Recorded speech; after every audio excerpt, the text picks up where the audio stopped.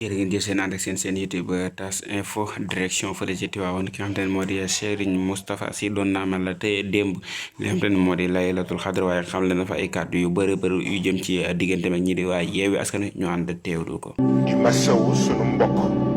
waaw Ousmane Sonko waaw fa tabarakallahu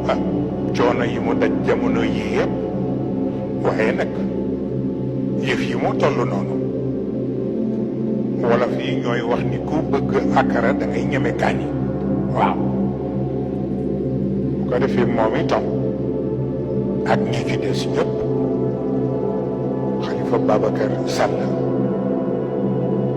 ak ñi ñu bokkal coalition bi yëpp ñu ngi leen di encouragé xëy na nag nit ñi dinañu faral ku ne naan waaw Moustapha Sy moom ci la bokk mais kenn du ko gis lu ma fay wuti comme am naa ñu ma fa nekkal ba noppi li ci des mooy bu ma leen téyewul ci mystique du ñu yegg si fii. kon mi ngi noonu loolu mooy kàddu yi nga xamante ne moo di Serigne Moustapha Sy Al Maktoum ci lu jëm ci lii di digganteem ak ñi nga xamante ne di waa Yewwi Askan Wi xam leen ba tey ci ni kat bu leen téyewul woon ci wàllu mystique ñoom duñ agsi fii kon mel na ni moom daal nee na bu amul présence bête physique bi maanaam présence spirituelle bi jamono ji ma nga ca ñi nga xamante ne di waa Yewwi Askan Wi ndax ka ne nee na am na ñoo xamante ne moom yebal na leen ñu cay nekk ca biir ñoo xamante ne jamono ji di ngeen leen gis ñu mel ni ñoom Cheikh Tidiane yu mag ñooñu dinañ leen gis ñoom ñu cay nekk di ci li nga xam ne moo di ci mouvement yeeg ci li nga xam ne moo di ndaje yi ñi nga xam ne ñoo di waa Yewwi Askan Wi kon nee na moom bu dee am nañu ko fa teewal rek jërul moom mu cay teew waaye daal la nga xam ne moo ci man di teew nee na moom ci ñaani daal ñoom loolu daal ci lay nekk moom nekkaat leneen loo xamante ne jëmaat na ci apport de force ci ñoom ñi nga xamante ne ñoo di waa Yewwi Askan Wi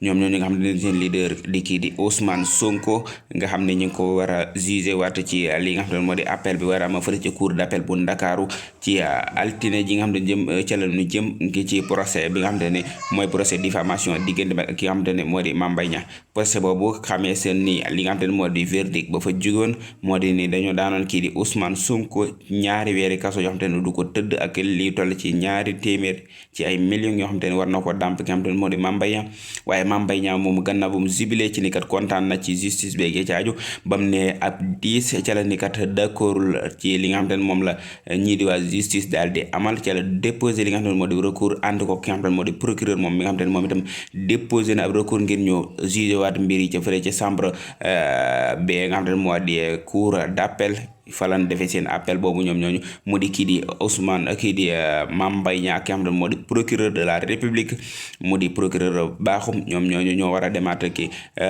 waral ki nga xam ne moo di Ousmane Sonko ñu war ko càmbaraat ay mbiram ci altine ji nga xam ne ci lañ jëm loole nag ka ko war a jugé jamono ji moo nekk li nga xam ne moo di laaj ba ndaxte ki nga xam ne moo jiite cour d'appel bu Ndakaaru di Amady Diouf moom moomee ma nga ko dossier bu ni weng bu kii di Ousmane Sonko boo xam ne jamono ji moom la war a jugé encore mu di dossier kii di Ousmane Sonko ak xam ne moo di Adji Sarr nekkaat leneen loo xam ne ñu bëri dañ ci texte de procédure yi nga xam ne moo di seen texte loi ñoom ñi leen régir ñoom waa justice moo di ni ki nga xam ne moo di kii war a juger wërta jor ñaari dossier ci kenn nit te loolee moo galfan ki nga xam ne moo di Amadou Diouf ba nga xamante ne jamono ji ma nga ko dossier ki nga xam ne moo di Ousmane Sonko mu di bu suite boote